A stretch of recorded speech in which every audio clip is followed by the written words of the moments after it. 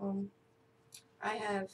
All right, so we're back up. I only had to talk about two fucking fights on the pay-per-view before the lag started, so I'll just talk about those really quick. You can probably watch them on the replay if you're watching this on the replay.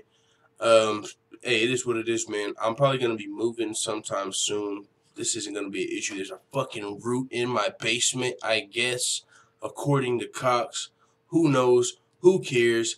Let's talk about real fast so I can get out of here. My girl just got off of work and stuff, so I'll probably go upstairs and shit. So, but I did want to talk about Frankie Edgar, Brian Ortega, and then the main event real fast. So, Brian Ortega, he's been submitting everybody, man. In the third round. Most recently, he submitted Cub Swanson in the second round, which was very impressive. He almost submitted him in the first round, but saved by the bell. Make it to the second round. Brian Ortega submitted him. So Frankie Edgar is a killer wrestler. We do know that.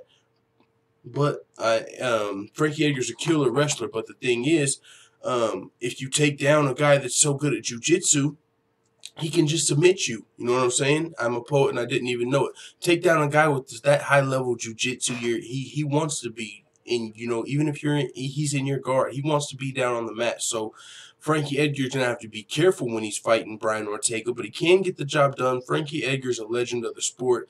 He's fought for the belt 8 times previously. He was about to fight for his 9th time for the title, but we know what happened with Max Holloway. But with that being said, though, this is going to be a hell of a fight. I don't have a top, actually, it's top of my head, so I would just give you one, right? My prediction for this fight, though, off the top of my head, would probably be for Frankie Edgar. I mean, it's going to be hard. Brian Ortega, I mean, he definitely did his Thug Dizzle versus Cub Swanson. What's up, bro? That main event was a good scrap. Yeah, it was, man. It was definitely a great night of fights. I was just finishing this live stream up, man, talking about UFC 222. I talked about a lot. It got lag, the stream cut off because of a fucking lag spike. So I hopped back on just to finish covering UFC 222. Um, yeah, it's up again, but man, honestly, the fucking lag spike might come in 10 minutes and then shut me off. So it is what it is, man. This is a daily stream. We'll be talking again tomorrow, more shit. So I just wanted to make sure I finished what I started with this one. I don't know if it cut off before I talked about Frankie Edgar, Brian Ortega. So I want to talk about that fight real fast and also the main event. But what I was saying was Brian Ortega's jiu-jitsu seems like a perfect style matchup against a high-level wrestler. You know what I'm saying? The wrestler wants to take you down to the mat, and that's where somebody with high-level jiu-jitsu wants to be. Even if Frankie Edgar scores a takedown, he can, Brian Ortega can threaten arm bars, triangle chokes, shit like that. As we saw with Sarah McMahon and Marion Renault tonight.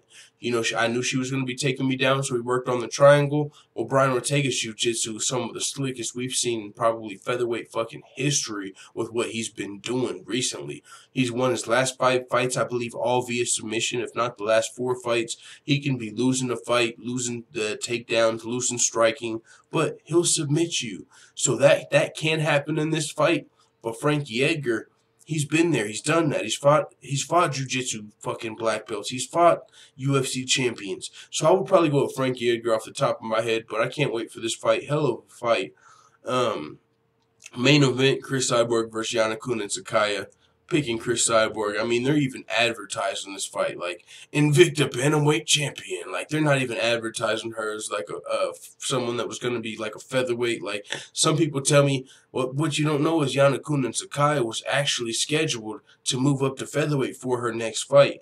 Tell that shit to the UFC because when I was just watching the promos for this, they're saying Chris Cyborg, UFC featherweight champion, fighting Yanakun and Sakaya, the Invicta Bantamweight champion. It's like, it's even being sold as Cyborg versus another bantamweight. You know what I'm saying? And after the fit Chris Cyborg kind of put up with fighting Amanda Nunes, I don't want to fight another bantamweight. I want to fucking fight a rightful featherweight.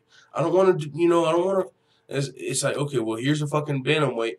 But the UFC really needed Chris Cyborg for UFC 222. They needed a champion. They needed someone to save the card.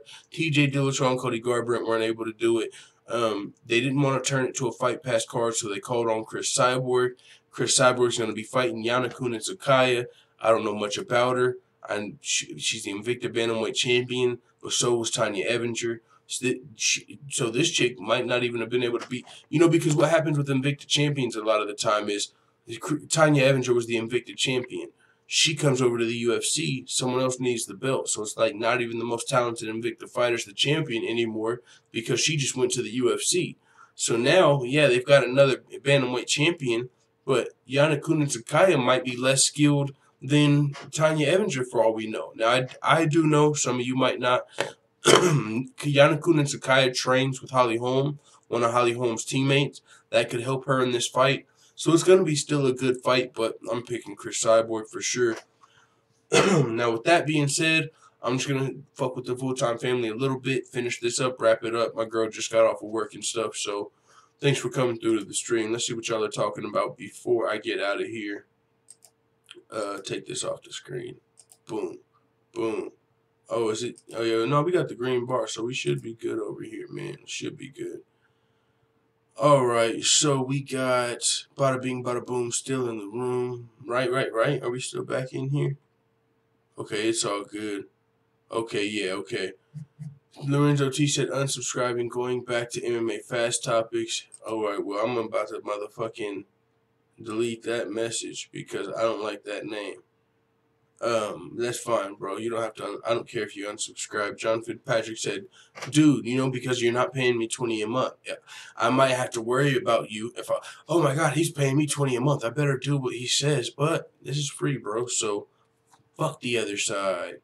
John Fitzpatrick said, "Dude, do you think Conor will have the balls to defend the lightweight strap?" Well, he won't be defending it because he's gonna get stripped. But do I think he'll have the balls to come back and fight the winner of Khabib Tony? It's not about having the balls. Because if that were the case, I would say no. Because I don't think he's going to fight Khabib or Tony. I think the only fights for Conor left are going to be Floyd Mayweather rematch and a Nate Diaz trilogy fight, unless he decides to fight again in the future, way in the future. I don't know, but I don't see Conor fighting much past Nate Diaz and Floyd Mayweather.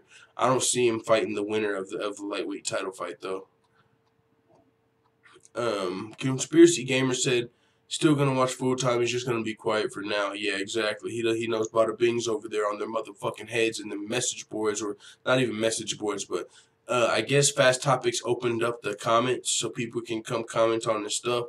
So Bada Bing, Bada Boom's hitting him probably with some facts he don't like, so he's probably a little salty. Especially to support a guy like that, said some Conspiracy Gamer. Message retracted. Can I unretract someone's message? MMA Vlogger retracted his message. I wanted to see what it said. I was not being nosy. Pete said, Lorenzo, relax. Full-time MMA, do you think we could do a podcast someday next month? Yeah, man, I'm down. I'm always down. We can do it someday next week, dog. But I guess next week is almost next month. Fuck yeah.